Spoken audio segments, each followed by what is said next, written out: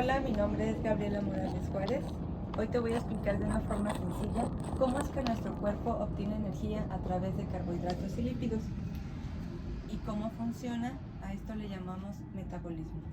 Bien, cuando comemos no solo alimentamos nuestro estómago, sino que además estamos generando reacciones químicas para que se genere el metabolismo. Bien, como dije, el metabolismo es como una fábrica química que toma los alimentos y los transforma, ya sea para transformar o para hacer lo que nos hace falta en nuestro cuerpo. Se divide en dos partes, catabólicas, que hacen que se rompan las células, y las anabólicas, que son las que construyen y además hacen que se almacenen. Ahora vamos con la glucólisis. Es cuando comemos un pan y este se convierte en glucosa. Todo empieza desde que lo ponemos en la boca, se queda en la garganta, además la saliva lo empieza a disolver, pasa a la garganta, llega al estómago y en el intestino es cuando empieza a hacer la magia. Es decir, que ese alimento se convierte en glucosa. Después de esto pasa a la sangre, al torrente sanguíneo, y del torrente sanguíneo a las células. A esto se le llama glucólisis y ocurre en el citosol. Es la primera fase para obtener la energía. Una molécula de glucosa se transforma en 2 piruvatos o 2 ATPs y 2 NADH. Un ejemplo es que es una energía rápida. Al comer un pan, inmediatamente se produce una energía y esta nos sirve para estudiar o caminar. La fermentación. Si el cuerpo no tiene suficiente oxígeno, el piruvato no entra al ciclo de Krebs. Se convierte en un ácido láctico, en lactata. También se produce en el citosol. El lactato es un atajo que nos permite que la glucólisis sea productiva y que se sigan sus 2 ATPs formando energía rápida. La fermentación nos dice que se genera en el músculo. El piruvato no entra, se convierte en un ácido láctico, que es una energía limitada, y esta se ocasiona cuando, por ejemplo, corremos de manera rápida sin respirar, y esto nos puede producir un ardor. Ahora vamos con el ciclo de Krebs.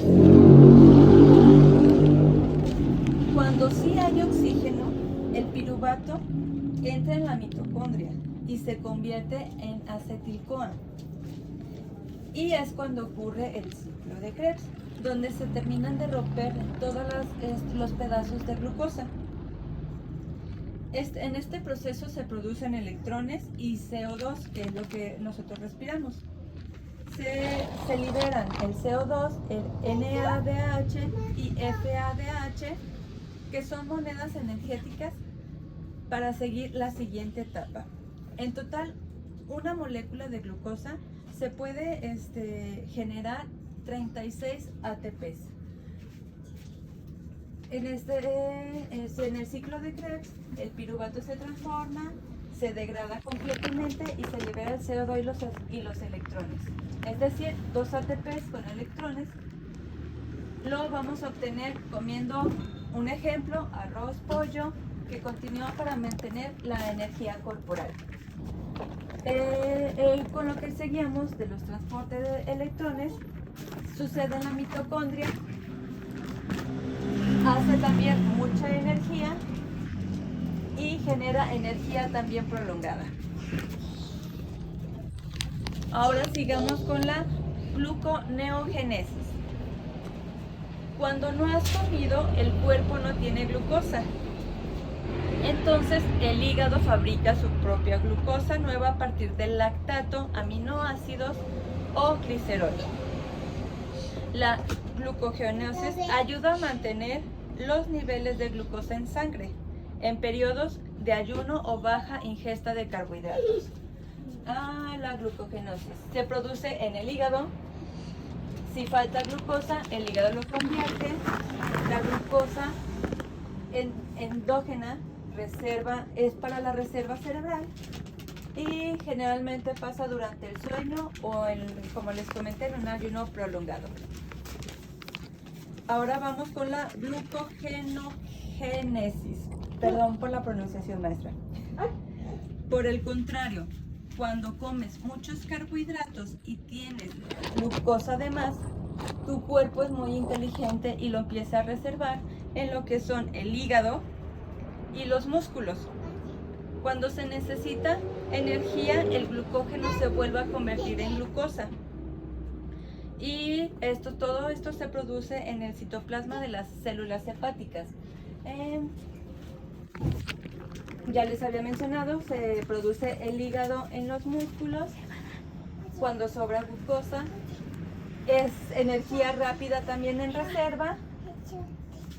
Y cuando generalmente pasa con los alimentos como fruta, en el almacenamiento y el ejercicio del glucógeno.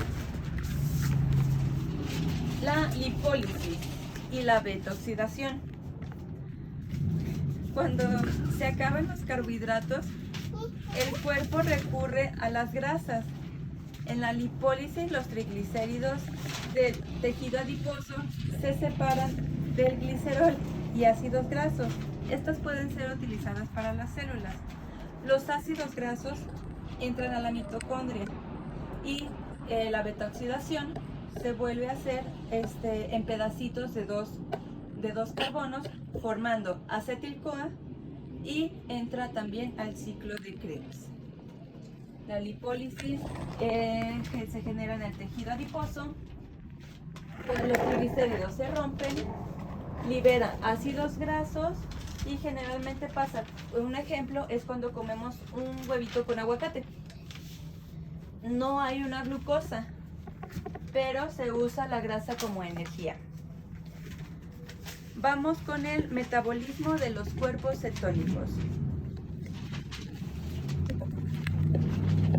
Si el cuerpo usa mucha grasa y poca glucosa, el hígado transforma el exceso de acetil-CoA en cuerpos cetónicos, en acetoacetato, beta-hidroxibutiritato y acetona.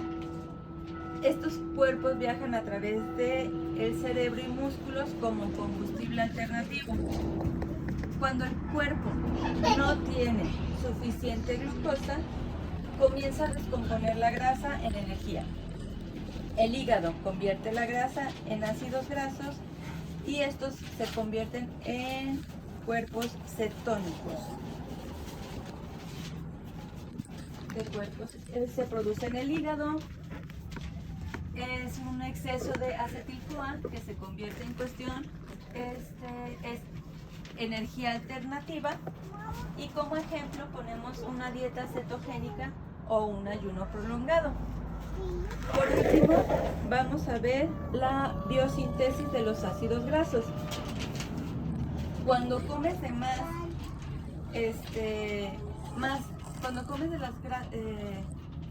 más energía de lo que gastas, el cuerpo transforma ese exceso en glucosa y estas en grasas que se forman en el citoplasma usando NADPH.